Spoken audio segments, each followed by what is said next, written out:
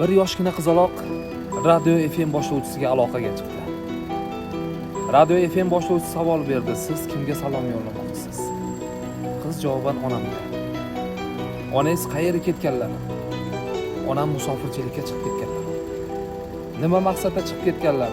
Ishlash maqsadidami, davolanish maqsadidami?" Qiz javob berdi: "Onam bizni tashlab o'zga inson bilan yurib ketganlar. Biz onamiz sog'inamiz. Yo'llarni intizor bo'lib kutamiz" deya efirining so'ngida shu so'zlar bilan aytib o'tgan.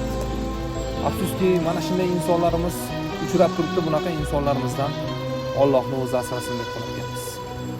Oilasini o'ylamay o'zga yurtlarda, o'zganing bag'rida yurgan ayollar, gunohga botirmang o'z kuningizni, ta'nasini olovga otgan ayollar.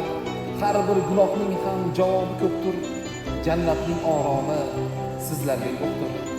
Aloshir aytadi, so'zim eshiting, o'zganing bag'rida yurgan ayollar, o'zganing bag'rida yurgan ayollar.